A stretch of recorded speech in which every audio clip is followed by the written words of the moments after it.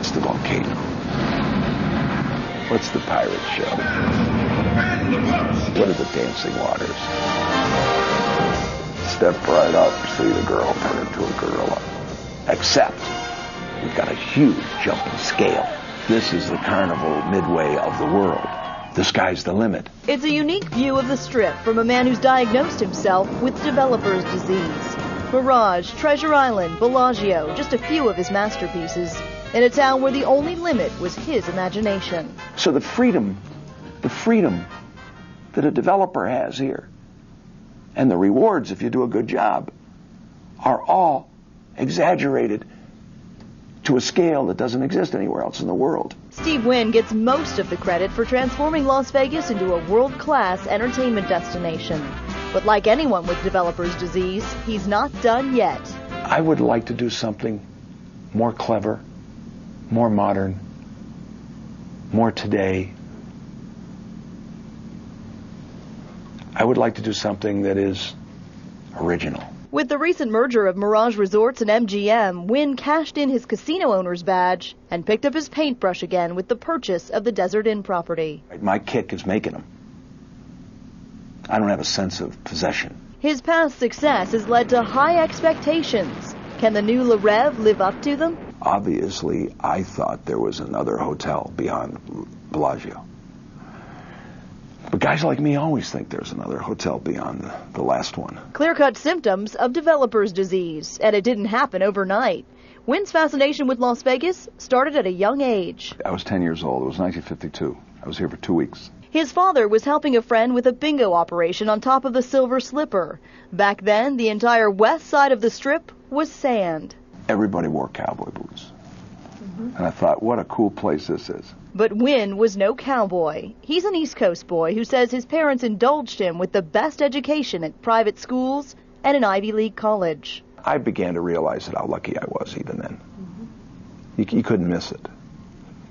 And that's been the story of my life. I've always been lucky. That good fortune carried over into his personal life when he met Miss Miami Beach, the head cheerleader and president of her class, Elaine Pascal. Their parents brought them together, and Wynn bragged about the setup to one of his fraternity brothers. I said, my father and mother are going to fix me up with her. I got to go out with her at Christmas. He says, you got to go out with her?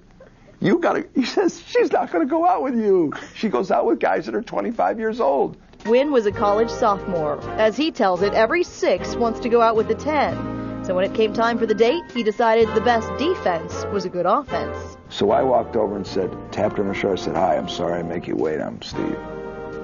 And Harvey Heller told me that you're a very polite and courteous young lady, and that I have absolutely no chance of this date getting anywhere. So I should be grateful for whatever time we have. And I said, I want you to know I am already. When Elaine Pascal laughed, Steve Wynn knew the rest was easy. They were married in 1963, and 4 years later, at the age of 25, the Wynns packed up their Chicago bingo business for a shot at success in Las Vegas, Nevada. It was too exciting to resist, so I packed up my wife and rented a house on the Desert Inn golf course. Right, the second house in from Paradise on the DI road. And I lived on the DI while Howard Hughes lived on this floor. Unbelievable. And I was 25 years old.